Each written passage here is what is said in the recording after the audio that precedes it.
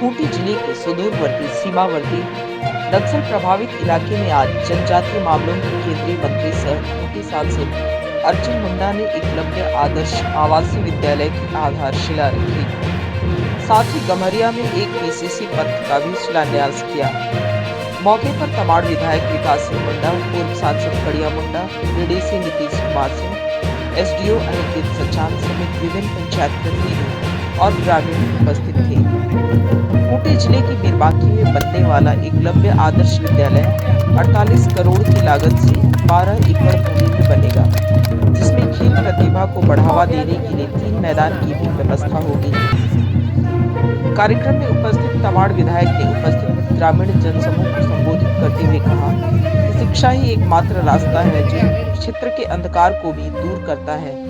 यह क्षेत्र पिछले 20 सालों से नक्सली गतिविधियों के लिए जाना जाता रहा, इसलिए यहाँ विकास के कार्य और रहे। अब परिस्थितियां बदली हैं, अब सबके सहयोग से विकास कार्यों को आगे बढ़ाया जाएगा। शिक्षा के विकास से यहाँ के स्थानीय जनजातीय बच्चे समाज और देश का नाम रोशन करेंगे। पूर्व सांसद कड़िया मुंडा ने कहा कि बीरबांकी इलाके में 20-25 वर्ष पूर्व आना बहुत मुश्किल था।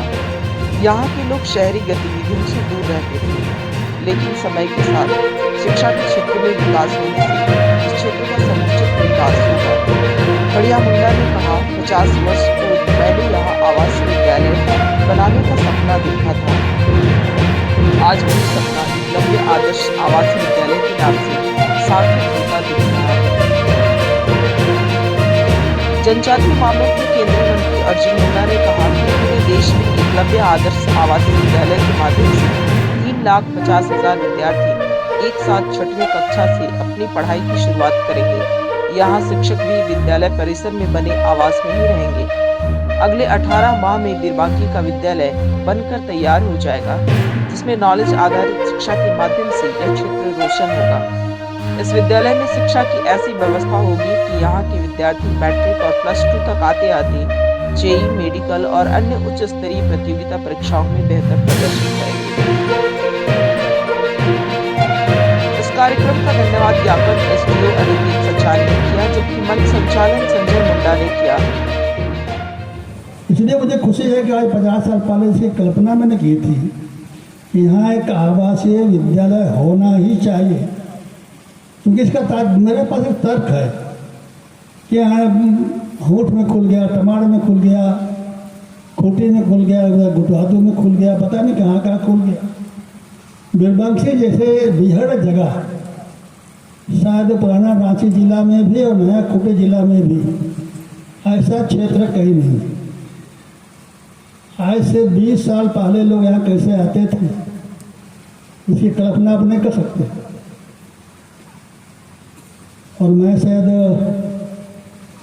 इस क्षेत्र में 50 साल से घूम रहा। क्या स्थिति रही होगी, कैसे हम लोग आते थे, उस समय की कार्यकर्ता भी नहीं है, बहुत तो लड़का लोग आगे हैं। कैसे कैसे काम शुरू हुआ, कैसे कैसे विरोध हुआ, इसकी बहुत ज़्यादा अनुभव मेरे पास तो है, बताने की जरूरत नहीं है। और आज इतना दूर तक हम आए, ये बहुत कठिनाई के साथ आए हैं। और आज भी शहर के लोगों का, इस क्षेत्र के लोगों के साथ कोई बहुत आत्मीय संबंध नहीं है। क्षेत्र बीरबांकी में यहाँ एकलव्य मॉडल रेजिडेंशियल स्कूल्स का शिलान्यास हो रहा है और अगले 18 महीने में यह कार्य कैसे पूरा हो, ये सुनिश्चित करने के लिए हमने कहा।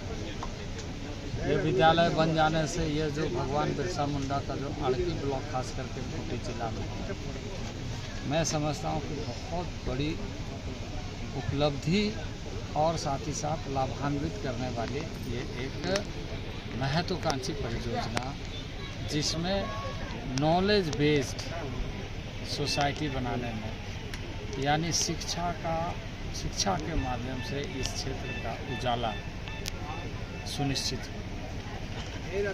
तो ये विद्यालय मैं समझता हूँ कि इस ब्लॉक के सारे लोगों को कैटर करेगा, क्योंकि अभी भारत सरकार के माध्यम से जो हमने नीति बनाई है उसमें सभी ब्लॉक में जहां ट्राइबल 20,000 से ऊपर एवं 50% से एवं आबादी है, सारे ऐसे ब्लॉक में स्कूल खोल रहे हैं। पहले ये एक संकट था, कई बार एडमिशन के मामले में स्थानीय लोगों को मौका नहीं मिलता था, तो अब ये समस्या का समाधान हो जाए। विद्यालय, किसी भी विद्यालय का खुलना, चाहे छोटा हो चाहे बड़ा हो, वो एक किसी उस क्षेत्र के लिए एक विकास का एक अलग मार्ग ही खोलता है, क्योंकि शिक्षा ही इकलौता ऐसा रास्ता है जो हर क्या अंधकार को भी दूर करता है। और हम लोग जिस क्षेत्र में आज के दिन में बैठे हो, आप जानते हैं कि पिछले 15-17 साल में, मैं पूरा कहूँगा पूरा 20 साल किस दंश में रहा है, ये किसी को हमें बताने की आवश्यकता नहीं है। इसलिए बहुत आवश्यक है कि हम सकारात्मक रूप से इन पहलों को लगातार रूप से करते रहें।